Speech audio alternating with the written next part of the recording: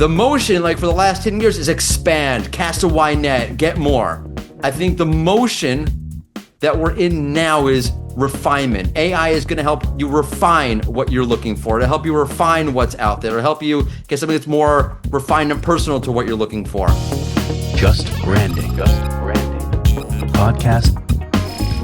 Hello, everybody, and welcome to this episode of Just Branding. Today, we have the most exciting, the most brilliant, the most notorious Mordy Oberstein on the show. And we're diving into a provocative topic that should be on every brand builder's radar. And that is why brands should stop relying on Google. We're going to unpack that with Mordy. Who's Mordy? He's a voice many of you will know from the SEO world if you're from that space, because he's a previous head of SEO branding at Wix. He's the host of multiple marketing podcasts. He's one of the sharpest minds out there when it comes to decoding search, algorithms, and the shifting landscape of online visibility. But today, in this episode, it's not your kind of standard SEO chat, although there's a place for standard SEO chats, nothing against those. But today on Just Branding, we're going to be focusing in on branding and SEO being found online in the age of AI. With the rise of large language models, can't even say that, LLMs, what does that mean for discovery, for your brand? What does that mean in terms of traditional thinking about Google, about SEO, about ranking? And, what kind of does that mean in terms of your brand, what it might mean in terms of holding your brand back if you're not embracing some of these new ways of being found. So with all that kind of in place, Mordy, welcome to the show. Wow, that's quite the intro. Also, I'm notorious. Nice. I'm a notorious MOB. Well, you know me. I like to give us some zip and some vigor, and also, you definitely are notorious, and I'm thrilled to have you on the show, and so is Jacob. So welcome. Listen, let's start off with perhaps a provocation. Why shouldn't brands rely on Google anymore, in your view? Because they never should have to begin with. Tell me more. So first, if you're talking about building a brand, and I'm sorry to tell you, if you're coming from the SEO space and you're listening to this is going to sound like heresy. If you're not, you're like, oh, this makes good natural sense. Google search is a hard way to build brand. I feel brand is a lot about consistency over time. And search is all about not consistency over time. You don't know where you're going to wait, where you're going to show up, when you're going to show up. It's hard to build that consistency, to really build that presence, to really build that connection with your audience through the medium of Google search. That's hard. I'm not saying it can't happen or it doesn't help your brand, but building a brand that way, that seems backwards to me. Sure. So how would you put it the other way around? What would you say the focus should be before we dive back into the backwards? So Google always has been, and this is where I think it's becoming, okay, what kind of vehicle? But it's a vehicle. It's a vehicle to help you be found. It's a vehicle to help you spread your content. It's a vehicle to do a lot of different things. And the conversation around what is Google from a search and traffic point of view has shifted back to, okay, it's a vehicle. It's not a be all end all. What type of vehicle is it? And how is it? Is it a 2025 Audi or is it a 1987 Chevy?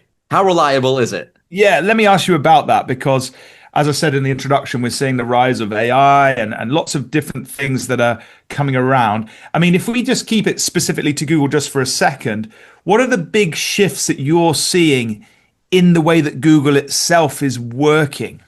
The biggest shift that I can point to was August 2018. This is them called the Medic update. So Google has an algorithm, and every once in a while it presses a button and it updates this algorithm. Starting in March of 2018, they started to announce what they call core algorithm updates. Now, they've always had core algorithm updates, but a Google spokesperson wasn't announcing them each time. And in March 2018, they started to announce these things. The biggest, most famous one of them is what we call the Medic update, which is really the August 2018 core update. That's a really annoying name to say. Predominantly because it hit what's called the YMYL space, your money, your life, health, things that impact your health and finances. And what we saw happening with that algorithm was Google was better able in new ways to understand content quality. And since then, it's been progressively trying to rely less on like SEO stuff, links, all that kind of like SEO stuff, and predominantly on is the content across the website, not just the web page, is the content across the website good quality? And it's made certain shifts and it's made certain jumps and it redefines what quality is. Like, for example, Google has actual raters. I don't know if people know about this. There are people called quality raters, and they're paid by Google to look at content, look at a web page, say, is this good or is this bad? Obviously, like completely oversimplifying this. And they have a set of guidelines called Google's Quality Raters Guidelines, or the QRG, because we like abbreviations in SEO. Everything's got to have an abbreviation. The raters guidelines change over time, and of course SEOs fight about everything. And is Google using these things that it's telling its quality raters to look at? Is it using it in the algorithm or not? So certain SEOs no, certain SEOs yes, certain SEOs like myself, like, who cares? They obviously it's what they want. So sooner or later they're going to start interjecting it at some point. But those you can see how Google defines quality content shifting. And it makes so much sense because everyone looks at this like, oh, it's an AI issue. Right now it's happening. It's not an AI issue. It's a perfect storm. Google has something that's called EAT. And I swear I'll stop with acronyms. It stands for expertise, authoritativeness, and trustworthiness. It's basically a fancy way of saying, is your content not rubbish and is it good? And in whatever year, Google added an extra E for experience, like, I don't know, 2-3 years ago. So now it's EEAT, experience, expertise, authoritativeness. Why experience? And Google wrote a whole blog post. So you don't have to, I'm not like making like, oh no, why did they do that? They have a post about why they did this. And they said, because we see that people are looking for more firsthand knowledge among the search results. That's Google saying, we have the world's largest data set and we're really good at predicting where people are, how they're behaving and where they're going. And we see they're going to TikTok. And that our interpretation of that is they want more firsthand knowledge. So what Google then did was, that doesn't, by the way, that doesn't exist on the internet because Google didn't ever incentivize that. Google incentivized for years 5 ways to show that I have no actual human experience, but will tell you what I think anyway. And it needed to somehow pull that content in, so it firehosed Reddit onto its result page. And that's when the whole thing kind of like went topsy-turvy. Because Google's trying to add content that it didn't have, and the only way it has is Reddit. And Reddit, I don't know if anybody likes, is a sewer. And it literally like just superimposes sewer onto the SERP, I did another acronym, search engine results page. That's the Google page. And then on top of that, now you have the whole AI thing. So it's a disaster. The perfect storm, storm of mess and algorithms. Loving it so far. A couple of other quick things. So, in relation to the AI overviews, that you now start to see, so is that coming from Reddit or is that Google's own AI engine? Like, how's that working? So now you're stuck, like now, like I'll Google, like, I'll say like best place to get a coffee mug. And instead of it going to, first of all, what Google will do is show like a landing page that Wired.com used to have, because everybody should rank for everything. That makes sense. That's started to change. That's a different conversation. And a lot of the rankings you hear people say they're losing. HubSpot is an example. HubSpot lost all its rankings. HubSpot lost all its crap rankings that don't actually matter. HubSpot lost what's the best coffee mug. As that's happening, it's harder for me to even rank because what's showing up for best coffee mug used to be my website. Now it's Reddit. And everyone telling me where the best coffee mug is. Now on top of that, you have AI overviews. And AI overviews are a mess. They're pulled in, it's an LLM. So it's pulled in from content across the web. They do cite. I'm going to say something controversial. Is that okay to say anything? Yeah? Sure. Go for it. AI overviews are basically like a bastardized product, and they were never meant to come out. The only reason AI overviews exist is because ChatGPT and Bing beat Google to the punch. There was a famous conference that Bing announced Copilot. Google had no idea it was coming, and they were caught off guard. Google then ran like their own event like 2 weeks later in Paris, showcasing a bunch of stupid things no one actually cared about. And that's when the conversation of, ooh, is Google dying started to come out. 2 months after that was Google's big conference, Google I/O. They just had one relatively recently. This is I/O 2023, and they announced what was called back then SGE, Search Generative Experience. What is with all the freaking acronyms? SGE became AI overviews. Why did they announce SGE? They didn't roll it out. They just announced, like, here's what it's going to look like. Because they were getting their stock was getting killed. Because Bing beat them to the punch, ChatGPT beat them to the punch. They had to announce something. Fast forward a year later, they already announced this thing. They have to release it now. Because, like, now what? You announced it a year ago, and it's your next Google I/O big conference thing. You've done nothing. Got to announce it, otherwise the stock's going to crash. So they released it, and that's why we have AI overviews. What they really want to release is what they announced this year, which is AI mode. AI mode is more of a one-to-one competitor with ChatGPT. It's better in general. It's still a mess. So check this out. Google is running parallel products that cannibalize each other on purpose. And at some point, somebody big is going to lose their job over it. Wowzers. Wowzers. All right. Okay. Well, pause. Okay, we got a lot of brand builders on the call, right? Listening in on the call, on the show, listening to the show, right? It's not cool. They're not calling in. Don't worry. No, can we take Sal from Staten Island? I would love to have call it. Yeah, absolutely. It would be great to do a call in. Sometimes, hang on, actually pin that. We'll have to do that, Jacob, at some point. Do a little LinkedIn call in or something. But I think what I want to ask is just bring it back down to brand builders just for a minute. In your view, then, what does all of that mean for discoverability, right? Because that's ultimately, people building brands, they want to make sure that they are salient, they're in the minds of people, searching for what they've got to offer. And obviously we all hit Google mostly to get to that, so what does that mean? What does that mean to brands in all this mess and confusion and AI robotics that you've been talking about? I always want to be able to roll my R's, and I'm just sitting here jealous. I've totally lost it. Like, you lost my. I don't know what to say now. I'm stuck on the R. What does it mean? What does it mean to brands? Yeah. So first off, for brand builders, this is great. So I'm a weirdo. I've sat on both, like, the performance side of marketing and on the brand side of marketing. So I see both sides chirping. This is great for brand builders. What makes this difficult right now is that you're dealing with a company who's not functioning logically. Right? They're not functioning. By the way, if you want, there's a great interview with The Verge and Google CEO Sundar Pichai. I highly recommend you watch that if you're, like, really want to get a nerd's eye view kind of thing. But they're not functioning. I want to say they are functioning rationally, but their context of what is rational, what's not rational is in a different orbit than us. They're functioning for their stock price, and they're functioning in a way that it's hard to end up saying, what does this ultimately look like? Like, for example, you're currently running two products. One of these are going to die out. AI overs are going to die out. It's very clear.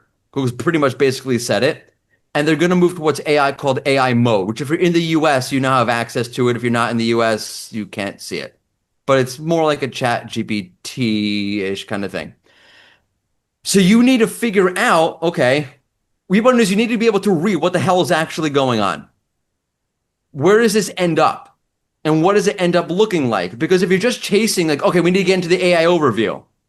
Well, that's going to go away. Okay, we need to get into AI mode. Okay, so question. If AI mode, which is currently a separate tab, like on Google, you have tabs for images and video. There's a separate tab, AI mode. If it replaces AI overviews, there's not going to be a separate tab for AI mode. As someone who's worked on products, do you know why there's a separate tab on the left for AI mode? Because they couldn't figure out a way to run both products in the same place. And the guy, well, the best place to put it is on the left-hand side up there. It's not like a strategic decision. It was just a mechanics problem. How does that end up getting integrated into the main SERP, into the main result page? My advice, there are multiple corrections that need to happen. And one correction is that this stuff is very expensive and it's not going to last for free forever. I always knew it was a data center that cost the most money. I didn't realize what part of it cost the most money. It's cooling the data centers. The water costs the most money. And then, I didn't know that like 2 weeks ago. Someone told me. But right, super interesting. It can't last for free. The only reason it's lasting for free right now is because all of these companies are now, their bottom line is their stock price. At a certain point, the hype dies down and the ability to pump up that stock price with whatever new hype dies down with it. So now you have to switch to a cash flow model. Then this thing comes crashing down because how do you keep offering for free? They have to monetize it, which they haven't been able to figure out how to monetize it. So that's one. You know that it can't end up looking this way because they haven't been able to monetize it yet. And they have to figure out how to monetize it. They need to figure out how to bring costs down, which they announced we brought costs down. And then they need to figure out how to monetize it in a real way. I think it'll probably end up like YouTube, where I run 5 prompts and then a big, interstitial ad comes up. I got to watch a video or whatever it is, then click skip, and then I get to ask Google the rest of my prompts. The second part of that is that does the AI hype last forever? And I swear I'm going to answer your question. If you think the AI hype lasts forever, then fine. Just optimize to get into whatever this thing is right now. And we can talk about what that would actually mean. If you think the AI hype is not going to last forever, like any hype cycle, it's going to die down. I feel like it already is. Now we're talking about agentic AI. Like, here, please take my wallet and spend money all over the internet for me. Because that's sure, that's a good idea. You already see like the AI LLM content generation thing kind of dying down a little bit. And there's more and more pushback. My wife's a great example. She's a nurse. She went to a conference about what to know about AI as a nurse. And she was like, I can't believe this crap is going on. The world is doomed. So people are more skeptical. Also, by the way, when people sitting around the dinner table saying, hey, SAI stuff is great, huh? And then when they have to hand over their credit card so it can buy new pants for it online, I don't know how hey, great, it's going to be the same way. Like, people are funny when they have to hand over their credit card number. Which means, and Google was asked this in the interview I referenced, wow, I'm really going like full circle and full circle and full circle. And their CEO said he doesn't think that the era of exploration is over. Meaning, I just want an answer and I'm done. But that's what AI currently does. And I'm a former teacher, and I'll tell you, I don't believe that. I don't believe the human mind is constructed. I don't want to know anything. Just give me the answer and when I'm done. For certain things, it definitely wants that. For certain things, you want to be able to explore more things. I had a small medical issue. I don't know, go on. It's no big deal. I'm fine.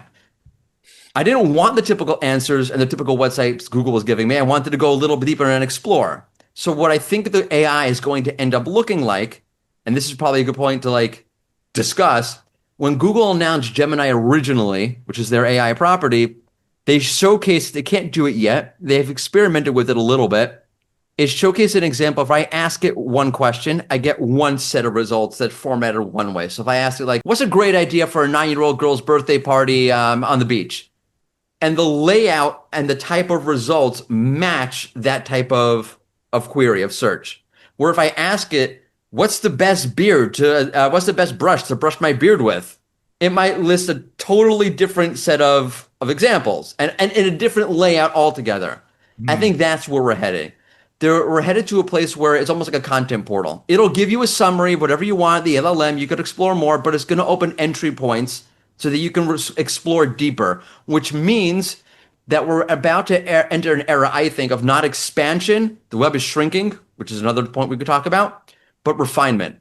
And if you want your brand to align with what's happening and getting into these LLMs, it's about honing down that brand identity so that people, first of all, that you know who the hell you are, which is a whole conversation we can talk about, is a mess, so that your audience knows who you are so they can start talking about you across the internet, and then the LLMs can pick up on all of that.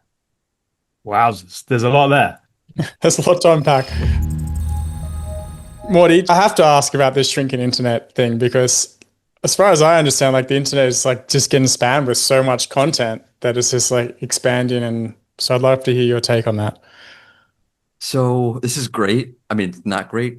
Depends how you look at it. It's interesting, put it that way. So The Verge, I forgot his name, Vilay Patel, asked Google this question. He asked the CEO of Google the same question. He said, it's harder for people to get traffic, or things just seem to be constricting? He goes, no, we're in an expansionary era right now. And his answer back was, there are more web pages than ever. That's not what he asked. He asked more traffic. Yeah, there's definitely more web pages than ever. there's not more traffic than ever. So I have data on this. I used to be the head of comms at SEMrush. I still consult for SEMrush. SEMrush is like an SEO data tool thing. I still spill the beans on a talk I'm doing next week, but maybe this is not going to come out before then. So I'm not spilling tea. I don't know what people say anymore. But basically the data shows, and they talk about this in the interview, the web is kind of just plateaued. Like you always think about it, the web should be like the stock market. It's always going up, which if you're ever in the stock market is not how it works.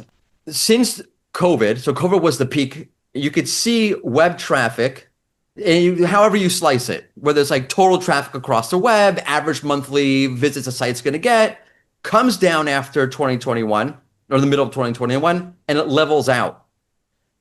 Over the course of 2024, there's a 2% difference between where it was in 2021, meaning it's leveled out, and we have 2% growth in 3 years, which is nothing. It's like 2%. It's like what I have in my milk. Like that's not growth.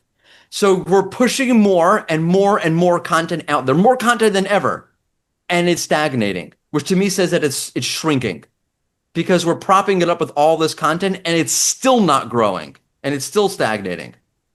All right. Curious. Bad news for the bears, I guess. Yeah. Good news for your brand, though. I feel like. Why is that? Yeah.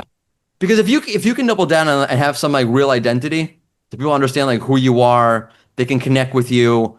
You have some kind of reason to exist that has a level of depth, a level of meaning to it, and you're refining that. First off, you're so far ahead of the curve right now, and you can stand out because no one's doing that. But you can't get found in search, so is it relevant anyway? Yeah, there's a lot of ways to get found. Yeah. Well, let's talk about like traditional SEO because we've talked about like AI and Reddit just pushing our like results further and further on the page. Is there any room for traditional SEO? Like, has it evolved into anything else? What's your take? It depends. It's always like the SEO answer. If you're a technical SEO, so you're somebody who makes sure that you're working for CNN, I don't know, or one of these like big news websites, thousands and millions of pages, and you're making sure that their pages can be crawled and indexed by Google. They're served quickly on the serve like to users. All of those technical things, that's very much still a job. Like in and of its own right, regardless of any of this, you need someone to make sure that all of these bots can come, access, crawl the page, and do whatever they do with it, whether it's an LLM bot or whether it's Google, whether it's Bing, whatever it is. So that's definitely still a thing. The traditional SEO going out there and like, we're going to change the heading on the page and we're going to, go after SEO keywords. I think that was stupid for a long time. I think it's really stupid now. And for a variety of reasons. One is that's not how LLMs work. Let's assume for a second that there are no more links on the page. Everything is just the AI answer. The LLMs, ChatGPT isn't looking at you like Google's looking at you. Google's looking at you, your page, the rest of your pages to make sure that they're all quality. So they're not sending the user to a bad website, which has one great page, but a decent site overall. ChatGPT is like a much more fanned out, wider lens kind of angle on the internet and how does the internet understand you, which becomes much more valuable what other people are saying about you than what you're saying about yourself. I'll give you an actual case. First off, that was always Google's main thing in the algorithm. Their whole difference way back in the day was, I don't know, Yahoo, Alta Vista, all those Ask Jeeves. The reason what made Google better was Google was looking at links and was looking at links like a vote of confidence. If somebody's linking to this website, it must be they like this website. So it was always more important when other people said than what you were saying yourself.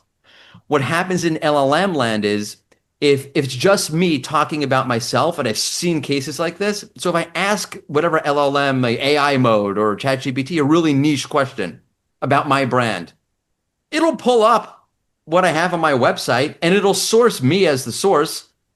That's not what you want. You want other people seeing you as the source and writing about you. Because when they broaden out a little bit, let's take this podcast. If like on your website have, just branding podcasts, all the information about it. And if I went to ChatGPT and said, tell me everything I need to know about just branding. So Google possibly be using AI mode or whatever, would source your website and it would show you everything about it. But then if I zoomed out and said, what are the best branding podcasts?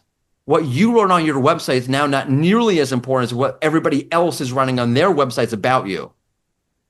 And I think that's where SEOs are having a hard time because it doesn't become about the website anymore. On that note, right, folks, please just, jump on your websites and say something nice about Just Branding, just putting it out there, and that would be helpful. But no, absolutely fascinating. I like that idea of like a wider lens, it's going to become, I guess what we're saying here, and I think this was always the case with Google, and search just generally for brands. It's stopping you faking stuff, isn't it? Everyone's trying to play the game. And this was my impression of SEO, over the last 20, 30 years as it came online, and it was like, the meta tags, keyword searches, it was all very technical, but why were we doing it? We were doing it to play the game, to play the algorithm, to get ourselves higher up in the rankings. And as you say, Mordy, that's completely changing. And I know, I actually wanted to kind of ask you, Jacob, something about that, because I know over the years, you really did play that game, if I can call it that, really, really well. You're probably one of the best kind of SEO experts that I look to, in our space, in the branding space. In fact, little quick, tiny segue here, little story. So many people won't know this. Shall I tell this story, Jacob? Yeah, go for it. I'm telling it real quick. So I used to run an agency, okay? And this is maybe going back 20 years, right? A creative agency. And we used to, I used to have someone on my team, and they used to look at search engine rankings of our company's kind of rankings. And so, for example, we're looking at phrases like graphic design, that brand identity design, that kind of stuff. And we had a selection of 20, 30 hit, key phrases we wanted to rank for globally. And I used to keep going into these meetings every month as the founder and director of the business. And we kept getting knocked off. We were number one for ages on some of these phrases. And we kept getting knocked off. And the same kind of website kept knocking us off. And that website was Just Creative. Just Creative. So I used to and I'm like, who is this Just Creative? So I found it's this Jacob Cass, absolutely hate his guts, keeps knocking me off. And then eventually I sold that business and moved on and reached out. I was reaching out to people who I admired. And, I reached out to Jacob, and he was so generous to kind of start a conversation. And that eventually led to this podcast starting. So just a little side there. But Jacob, I know you were very successful, and then, things changed. So I wondered if you could kind of put a highlight on. Mordy, so just for context here, a couple of years ago, we probably peaked at about a million page views a month for our design blog called Just Creative. And we were running an affiliate model, and also we had a lot of articles for designers and creatives focused on logos, branding, but we also had a segment focused on best laptops for designers, and it was listicle articles, and it was very heavily focused on affiliate revenue through partners like Amazon, Envato, and creative marketplaces. So we scaled that. I had a team of about 10 people. It was hockey stick growth for a number of years. And then it all came crashing down, lost 95% of the traffic. We tried to rectify it, but the game just totally changed. Google pushing up, removing affiliate-driven sites, pushing folks like Reddit and even LinkedIn and community forums that have been buried on the internet up number one. And we just got pushed back to pages far below. Oh, man. That's rough, by the way. It was a rough. I'm feeling the pain. That's so hard.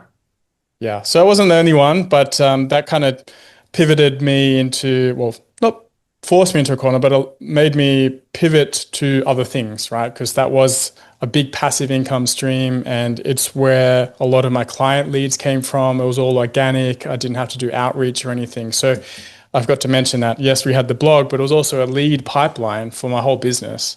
So things just had to change, and we moved to social and so forth. That's what's hard about it, though, because it does, when organic performs, organic is great. It's slow, it's steady, it's consistent. You don't have to do much. It's there and it's doing its thing. But you really are at the mercy. So Google, for context, Google had this thing called the product review update, which eventually became the review update. Google went to war. With affiliate marketers. Yep, we lost. Yep.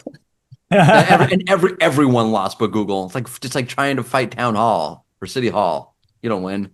Yeah. We fought it for a couple of years, and you had some little uptakes, and we're back. And then another update comes, and damn it, we're down again. So yeah. But it was a good experience, but things have changed. So things are changing, and I think what it is, as I say, you can't play the system anymore, can you? And it's a tough one. So with that in mind, I had a question, Mordy. top tips. You've sort of given a few, but like if you were to kind of keep it tight, right? I'm a brand builder. I'm in marketing with working with my company. Like what would you suggest in this new world of Perplexity, ChatGPT, Google AI? Like what should we be focusing on just broadly? Can I give you a real example? I hope they're not listening. Maybe they I hope they are listening. So Wix announced something called Wixel, which I thought was like it was going to be something else. I'm like, oh, I remember this product they were building, and I was still there. And then I saw, I'm like, no, this is not that. It's a Canva competitor. I'm like, no, you should not be doing that now. What you should be doing is Wix is great. I'm not saying like I work because I don't work there anymore. I'm saying because it's a really good platform and I have my website built on it. Wix is great at being Wix, so be Wix. Stop trying to expand out. And my whole thing is refine down better into who you are and what you do and do that better. And now when you do that as a net outcome of that, you start building up cachet, right? All these things, LLMs, search engines, they're just digital moths. And whoever has the strongest, greatest, best presence possible on the internet is what they're going to be attracted to. If you're spreading your wings all over the place, they can't figure out, like, what the hell are you? Are you a website builder? Are you a Canva competitor? Like, what are you? What are you about? It's going to be way harder to get an LM to figure you out. Yeah. It's going to be way hard for Google. Yeah. The problem with that is, especially in a larger organization, is the internal comms part, is getting everybody on that same page. I always have this thing that SEO should really exist under comms. It doesn't. SEO exists under performance, and performance kind of does its own thing. And people don't realize it's really, I call my thing unify. Performance teams don't talk to brand teams. They just don't. You'll have a brand team build out an NLP, and the performance team, the SEO team, will manage the blog. And they can be talking about the same product in two completely different ways. And that doesn't work right now. Everyone needs to be on the same page. There has to be strong identity. When I say like, oh, it's great, like, or not, the fact that the internet is constricting, I think that's a good thing. I think a lot of the content people are creating, what you were saying before, it wasn't there to help users. It was there so I could rank for a keyword. It was there so I can get traffic. It wasn't really there to help people. So the fact that we're in an era of refinement, I think is a good thing for the user. I mean, not a good thing for digital marketers, but if you will, like, in marketing, I feel like there's always like a motion. It's very philosophical. Like, I'm trying to get into Aristotelian like emotions of the world, but there's always motion. The motion, like for the last 10 years, is expand, cast a wide net, get more. I think the motion that we're in now is refinement. AI is going to help you refine what you're looking for, to help you refine what's out there, to help you get something that's more refined and personal to what you're looking for. And if marketers can get refined and aligned, I think you're so far ahead of the game, because people naturally don't want to refine, they want to expand, and teams have a very hard time syncing up in a real way. So Mordy, what's that look like in reality when you say refined, like as a brand or a product? Or it would be, instead of Wix going out, like creating a Wixel as a competitor to Canva, we were saying like, whatever, Canva's got what it's got. What do we do to, like, who are we as a website builder? What are we actually really all about? Because it's like, I know it sounds like a silly question, but brands don't do that enough, I feel like. And when they do it, it's usually not with enough depth, and they get distracted. It's like, why do I see all these companies going after AI this and AI that? In my opinion, it's just my take. It's because these companies never really had strong brand identity to begin with. They didn't really know who they were, and they didn't know, wait a second, like, that's not who we are. We have to not stray off. Yeah, we should get into AI, but what's within our wheelhouse? What's not within our wheelhouse? And companies getting back on that and figuring out, okay, who we are, how do we double down on that? How do we make that better? How do we create services that maybe they're different services, but they still support that same idea? Like, I remember when I was back at a company called Rank Ranger. They're got an SEO rank tracking team. They got bought by SimilarWeb a couple of years ago. They were dev teams do this, by the way, if you're listening. They were just building for the sake of building. Google does it all the time. And instead of building a product with a roadmap where one thing built on the other thing that helped you create product identity, they were just kind of all over the place. And it worked back then because the internet was so, the industry there was so big, it was fine. I wouldn't do, like, now, everything needs to be strategic to build up that identity of who you are and what you're about, so that you stand out and that you're remembered. Can I ask another question, Mordy? So, what do you think about brands investing in, we talked about Google like being a middleman, right? Or middle person, a middle being entity, and that therefore we can't control it, right? So and you talked at the start about, it's evolving itself and it probably doesn't quite know how it's going to end up just yet either. So there's a lot of unknowns if we focused on trying to show up in AI and so on. But what about the flip side of that, which is stuff that we can control? So like, what do you think about brands focusing on the stuff that they own, their channels, like their email, community building, that kind of stuff? Do you think that is of value to brands? Yeah, I think it's all of value to brands. I think it's what's valuable to brands. And again, like I feel like with this kind of question, there's so many different, this is my perspective on it. I don't like come out like, this is the perspective. This is my outlook, my perspective on this.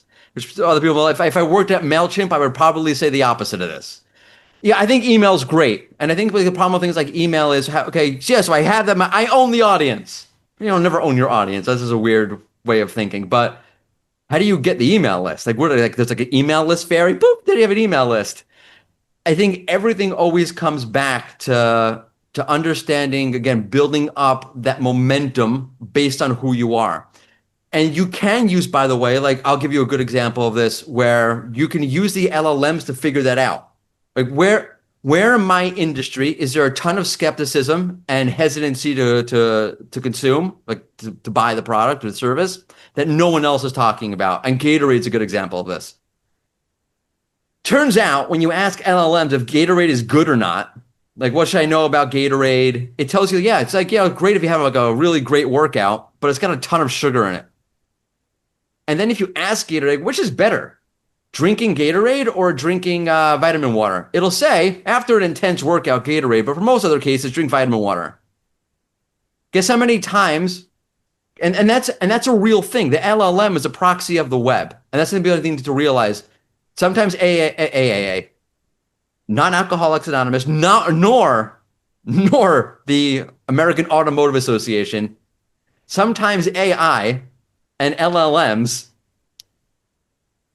hallucinate, but sometimes they're actually just serving as a representative of the entire web. They're saying and summarizing what the web is saying about Gatorade in this case. And if you could pull out gems like, when I asked the same thing about Powerade and all the other competitors, this thing about the health thing keeps coming up. But no one, guess how many times Gatorade mentions the word health on their website? Did you say zero? Zero times. Vitamin water also 0 times.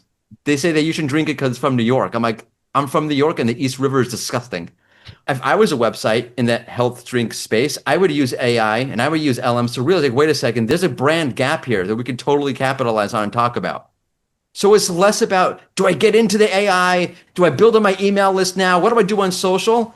It's about getting ahead of the things that actually relate to your user concerns and pain points and skepticism and actually getting ahead of it and talking about it. And now you want to talk about what's the best way to distribute that? Is that through email? Is it through writing a blog post? Is it, if I saw one, it was, I asked AI, who makes seatbelts? Random, I know. But it listed a bunch of companies. And then it had it's just in Google's AI mode, other notable company. And it listed another company. Other notable company is like me asking you, like, hey, do you want to go out? And you saying, when hell freezes over. And then me saying, so you're saying there's a chance. Other notable company. Like, I already saw 10 notable companies. I don't want the other notable company. If I was that company, I wouldn't even start online. I would start like networking in Washington, D.C. and getting in front of Congress to testify about all the data I have about seatbelt studies and seatbelt safety. And using that to create momentum and then case studies and whatever online. So email's great, communities are great, social's great, search could be great. But unless you have that real brand foundation there to begin with, none of it matters. Nice.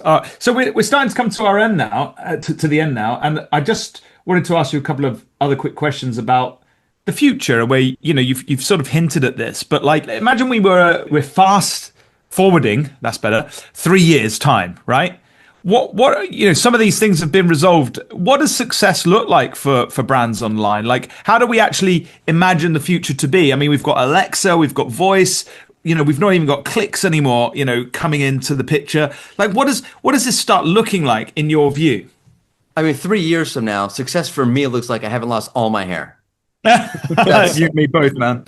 Yeah, I'm just like telling you, it's like straight up. I think it looks like direct traffic, which people, it's funny because like SEO performance people always crapped on direct traffic the most because it is analytically speaking a black hole. Anything that's not, attributed to Google, attributed to social, attributed to a source, just ends up in direct. But to me, direct is also brand traffic, right? Where like, what was it, Cheers? Like you want to go where everybody knows your name, right? No one ever said you want to go chasing people around the internet like a chicken with your head cut off, screaming your name. Like that's not the end goal. The end goal is to have people come to you, to be a destination. So it's leveraging all of these things. It's leveraging people. Oh, there's no more clicks. There's no more for them been clicks for a long time in a lot of things. Like Google weather, New York City, Google Yankees score. There hasn't been a click in, I don't know, 10 years. So it's not a new thing.